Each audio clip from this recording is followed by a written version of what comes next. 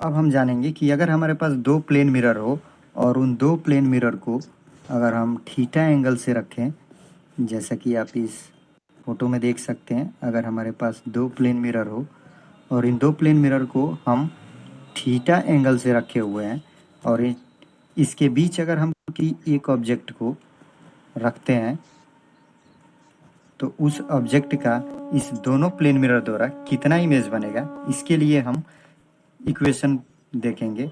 तो इसके लिए एक सिंपल सा इक्वेशन होता है हमारे पास कि अगर दो प्लेन मिरर के बीच एक ऑब्जेक्ट को हम रखते हैं तो कितना इमेज मिलेगा। तो यहाँ से हम n = 360 degree divided by theta, जहाँ थीटा क्या है तो दोनों प्लेन मिरर के बीच का एंगल, ये हमारा मेन फॉर्मूला है जिसके द्वारा हम प्रतिबिंब की संख्या को फाइंड करते हैं। तो इसके लिए हम तीन अलग अलग स्थितियाँ देखेंगे। फर्स्ट केस में हम देखेंगे कि अगर हम थीटा से 360 डिग्री में भाग देते हैं और हमारा n का वैल्यू अगर इवन प्राप्त होता है, जी हाँ, अगर n का वैल्यू इवन प्राप्त होता है, देन नंबर ऑफ इमेज, यहाँ पर हमें नंबर ऑफ इमेज क्या होगा, तो यहाँ से हम n-1 फाइंड करते हैं ऑल पोजीशन के लिए। ये ऑल पोजीशन की बात हम किस लिए कर रहे हैं, तो ऑल पोजीशन कहने का मीन्स ये है कि अगर दो प्लेन मिरर के बीच अगर हम इसके बीच कहीं भी किसी वस्तु को रखेंगे तो हमें प्रतिबिंब की संख्या n-1 करना होगा। अर्थात अगर थीटा से 360 डिग्री में भाग दे रहे हैं और n का वैल्यू अगर हमें इवन प्राप्त होता है तो प्रतिबिंब की संख्या निकालने के लिए उस n में से हम एक वैल्यू घटा देंगे, जो वैल्यू मिलेगा वो हमें प्रतिबिंब की संख्या होगा।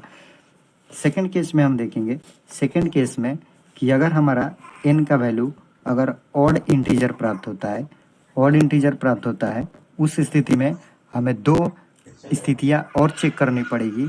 कौन सी स्थिति, तो एक वैसा स्टेज होता है जैसे इन दोनों प्लेन मिरर के बीच एक बाइसेक्टर पॉइंट होता है, बाइसेक्टर पॉइंट इन द समद्विभाजक पॉइंट।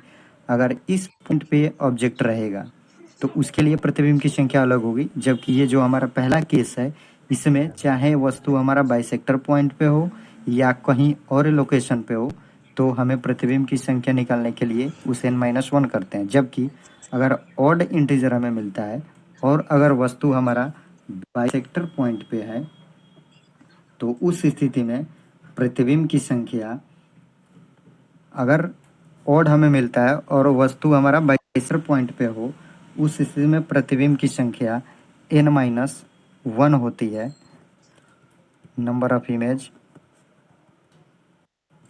जबकि अगर बाइसेक्टर पॉइंट पर नहीं हो, नॉट एट बाइसेक्टर पॉइंट, अगर बाइसेक्टर पॉइंट पे वस्तु हमारा नहीं हो तो प्रतिबिंब की संख्या, नंबर ऑफ इमेज, हमारा n वैल्यू प्राप्त होता है।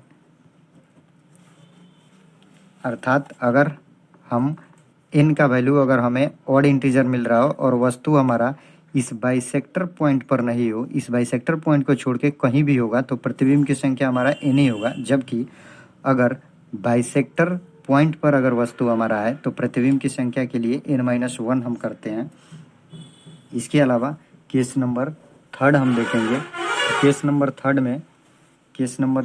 थर्ड में हम देखेंगे कि अगर हमारा n का वैल्यू कोई फ्रैक्शन मिल रहा हो, जी हाँ, अगर n का वैल्यू हमें फ्रैक्शन मिल रहा हो, उस स्थिति में प्रतिबिंब की संख्या जो हमारा equal part of integral value होता है वही वैल्यू होता है। जैसे कि जो हमारा वैल्यू इंटीग्रल पार्ट हो, लेट अस अज्यूम अगर n का वैल्यू 4.6 आ रहा है, जी हाँ 4.6 आ रहा है, तो यहाँ पर हमारा जो इंटीजर वैल्यू है, जैसे कि यहाँ पर 4 है तो हमारा यहाँ पर प्रतिबिंब की संख्या 4 होगी। इस प्रकार हम किसी दो प्लेन मिरर के बीच अगर एक वस्तु को रखते हैं तो प्रतिबिंब की संख्या फाइंड कर सकते हैं। इसे समझने के लिए हम एक एग्जाम्पल देख लेते हैं। एग्जाम्पल से समझने के लिए अगर हमारा फर्स्ट के लिए अगर हमारा थीटा बराबर 90 डिग्री हो, तो थीटा बराबर 90 डिग्री हो तो हम यहाँ से नंबर ऑफ इमेज निकालेंगे। नंबर ऑफ इमेज के लिए 360/90 डिग्री, यहाँ से हमें मिला 4। आप यहाँ पे देख रहे हैं कि जो ये 4 वैल्यू है ये एक इवन नंबर है, तो हमारा जो प्रतिबिंब की संख्या होगा, प्रतिबिंब की संख्या यहाँ से हमें मिल जाएगा 4 - 1 अर्थात 3। यहाँ पर हमें प्रतिबिंब की संख्या 3 मिलेगी। दूसरे में हम देखेंगे कि अगर दो प्लेन मिरर के बीच अगर थीटा का वैल्यू अगर आपको दे रखा है 72 डिग्री, तो 72 डिग्री के केस में आप यहाँ से देखेंगे कि प्रतिबिंब की संख्या 360/72, तो आपको यहाँ से मिलेगा 5। अब यहाँ से 5 दिख रहा है, तो ये हमें एक ऑड इंटीजर वैल्यू मिल रहा है। अगर क्वेश्चन में अगर हमें ये कह रहा है कि अगर वस्तु को हम बाइसेक्टर पॉइंट पे रखे हैं, तो बाइसेक्टर पॉइंट पे अगर कहेगा तो हमें प्रतिबिंब की संख्या निकालने के लिए इसमें से एक घटाना पड़ेगा। अगर वस्तु हमारा बाइसेक्टर पॉइंट पे नहीं है तो प्रतिबिंब की संख्या हमारा 5 ही हो जाएगा। ठीक है, तो अब हम तीसरे केस की ओर चलते हैं। अगर हमारे पास थीटा का वैल्यू 80 डिग्री दिया है तो प्रतिबिंब की संख्या कितना हो जाएगा, तो यहाँ से आप देखेंगे 360/80, जो आपको यहाँ पे मिलेगा 4.5 समथिंग। तो आप यहाँ से देखेंगे कि यदि प्रतिबिंब की संख्या हमें निकालना हो तो जो इसका हमारा डेसिमल के पहले का वैल्यू होगा उसे हम प्रतिबिंब की संख्या एज्यूम करते हैं। इट मीन्स कि number of image is equal to 4।